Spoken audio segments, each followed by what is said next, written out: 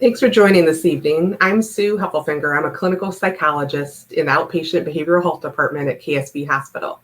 I'm excited to talk to you tonight about anxiety. I'm going to be talking about living with uncertainty and some strategies for how to manage your anxiety. What I'm going to cover tonight is some basic education about anxiety.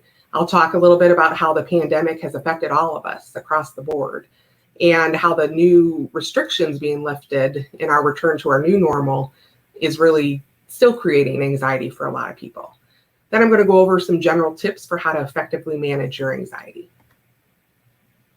Okay, so the main thing I want people to learn out of this presentation is that anxiety is a normal part of being a human being. We all experience it. It's a good thing. We don't want to be without it.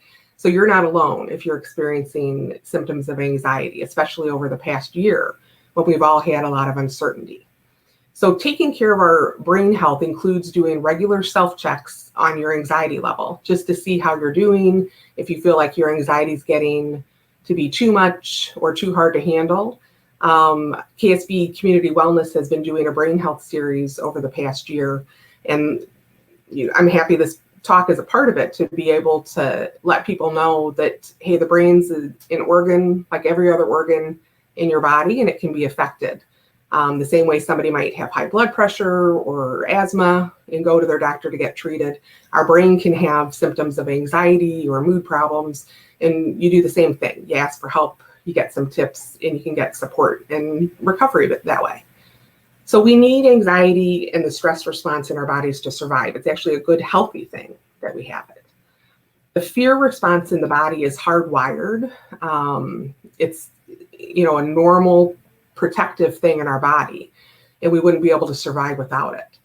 So the sympathetic nervous system is what's being activated when you feel those sensations of anxiety, like maybe your heart beating faster, breathing getting a little bit hard, maybe a little sweating or shaking and trembling.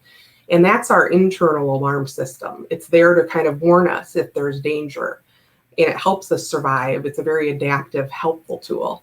It just doesn't feel good when it goes off, and especially when it goes off at the wrong time, when there's actually not any danger.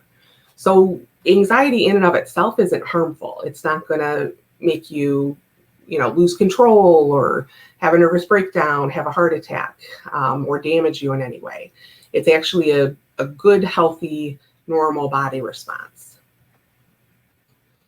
So over the pandemic, all of our lives changed dramatically. Across the board, I really feel like a lot of people had increases in anxiety, people who maybe normally never had that much anxiety, people who thought they had their anxiety managed, were having stir-ups of it again. I know in our clinic, we certainly saw a lot of people who had graduated from treatment come back for booster sessions because they were really struggling during the pandemic. And, it makes sense because it's such a lack of certainty, and our feelings of safety and security were really disrupted by the pandemic. And I think what's interesting is that, now the lockdowns are being lifted. We're not having to wear masks all the time anymore. People are getting vaccinated.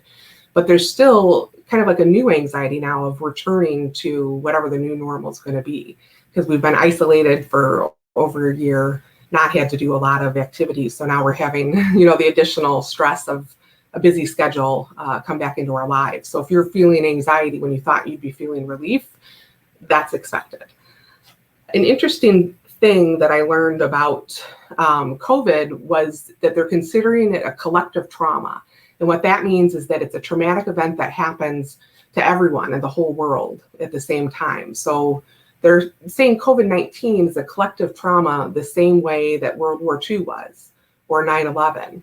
And what happens when we go through a traumatic, really hard event that changes our daily living is that it squishes down our window of tolerance. So you can see on this slide here, in the middle, there's a window, and that's our window of tolerance, what you can normally handle on a regular day, even if there's a little bit of stress through work or family or a little bit of pressure, you've got it handled. You can deal with it.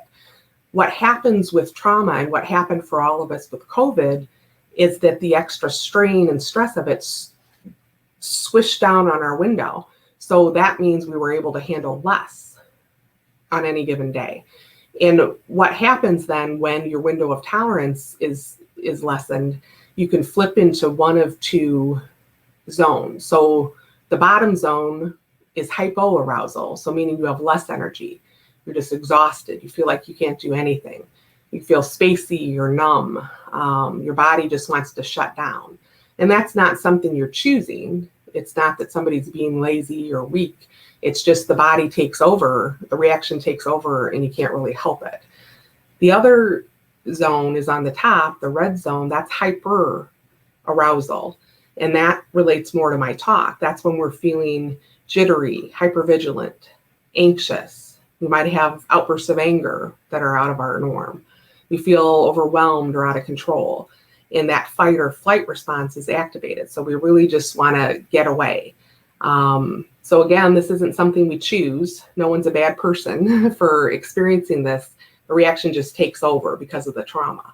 So I just wanted to get this information out there that it's a big deal. Living through a pandemic has affected all of us. And so, we can all learn from this and look at what signs and symptoms we might be showing. Okay, so a main concept in management of anxiety is not really a tip or a tool, but it's more of a shift in the way that you think about your anxiety. Most of us think about it, it's something bad. I don't want to feel it. This is unhealthy. Just like if you went up to a hot stove and you touched it, it would hurt. So you quick pull your hand back. We all do the same thing with anxiety. We don't want to feel it. We think, we're not going to tolerate it. We think it's going to blow up forever. The most helpful thing we can do is really shift our mindset on that and work on accepting it. So you can see the picture here as one of those old finger traps, if you ever played with as a kid. If you have, you remember you put your fingers in, and then when you try to pull them out, the weaving cramps down and traps your fingers. So as you're trying to pull away, you're trapped, you're stuck. So anxiety is the same way. If we try to avoid it or pull away from it and just not think about it or shove it down, it's going to trap us. It's going to get worse for us. So just like with the finger trap, with anxiety, the way to get through it best is to really lean into it. So with those old finger traps, you just had to put your fingers closer together, and then you could kind of wiggle your way out of it. So anxiety sensations we talked about are not harmful. So that's something that you can tell yourself. Just really notice that they're there. Say, okay, I'm having some anxious thoughts now. My body feels a little nervous. I feel my heart going. I feel a little trembly. And work on just accepting that it's there and understand that it's okay, that it's normal. It's not going to hurt you. And really work on not trying to control it or avoid it. And certainly don't judge yourself for having symptoms, because these are normal parts of being a human being. Another way to think about this is that anytime we try to suppress or get rid of a thought or an emotion, it has a rebound effect.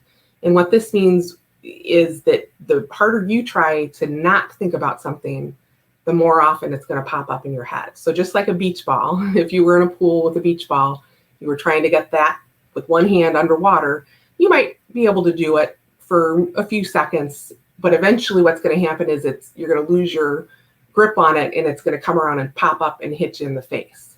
So that's what anxiety does. If you try to control it, get away from it, suppress it, anxious thoughts or feelings, they're going to eventually gain more power and pop up and hit you in the face.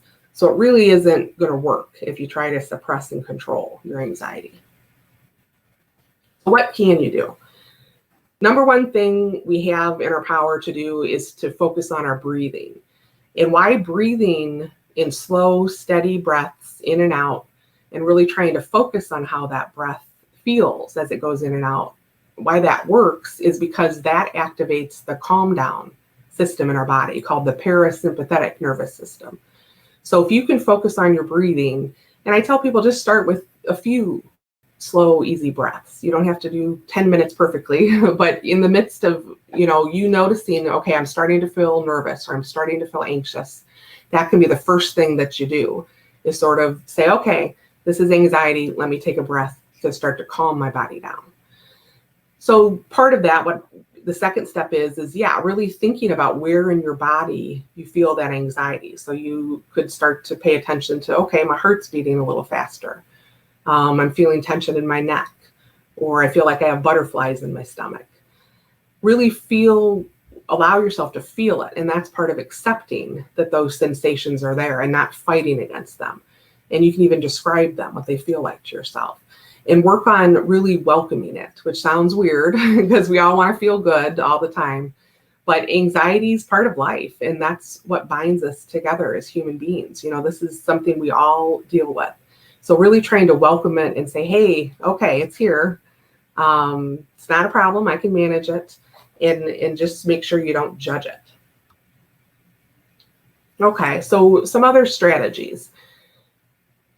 One way to get a little bit of distance from anxiety and not feel overwhelmed by it is really just to label it and rate how strong it is. So that puts you a little bit more in, I call it like the scientific mode, rather than somebody who's suffering from this and is helpless against it.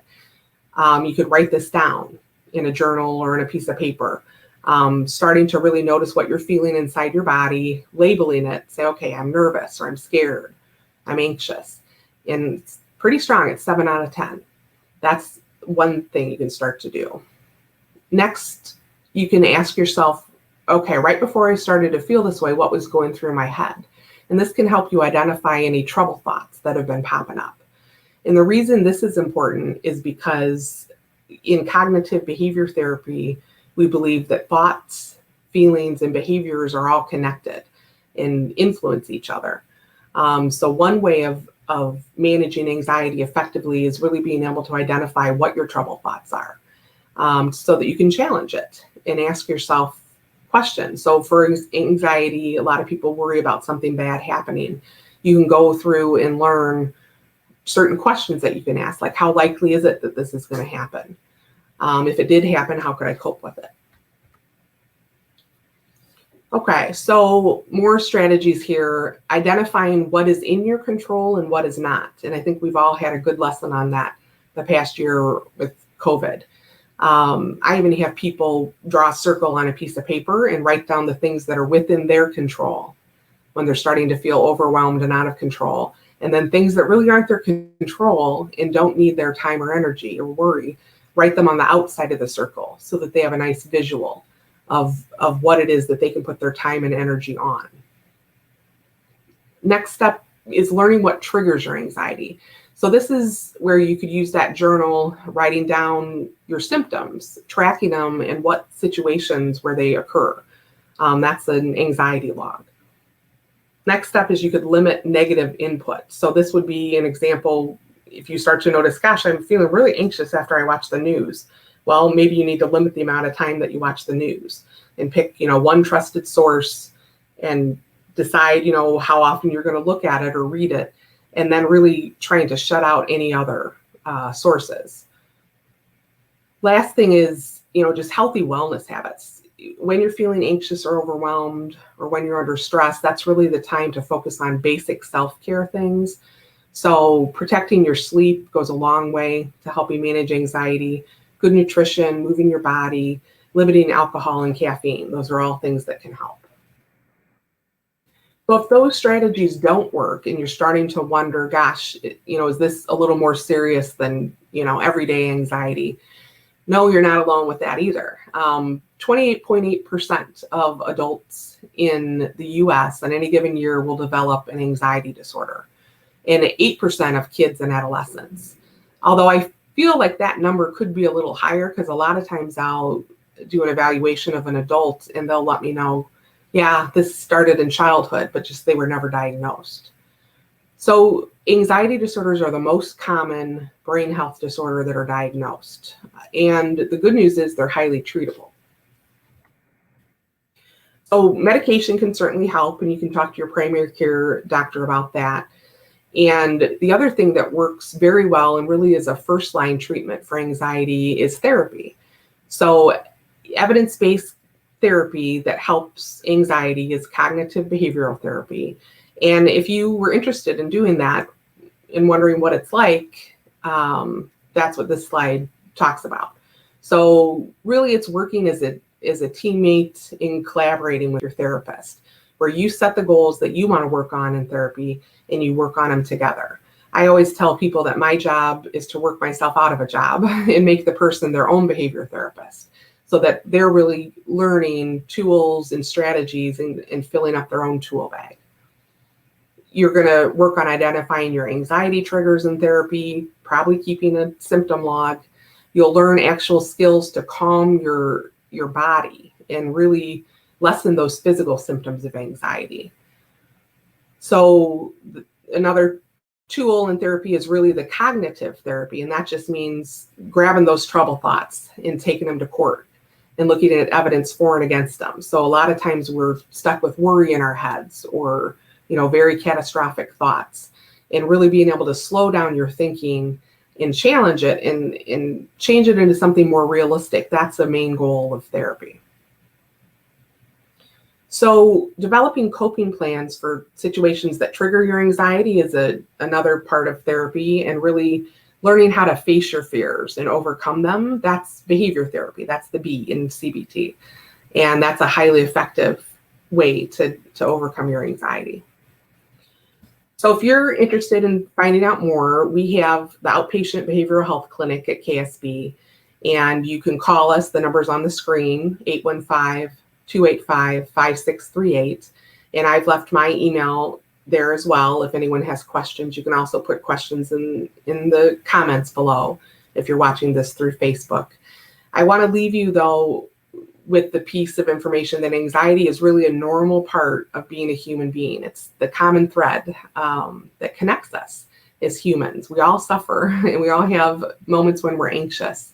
So, really learning strategies to manage it is possible, and you can improve your quality of life. So thank you for joining. Thanks for listening, and have a great evening.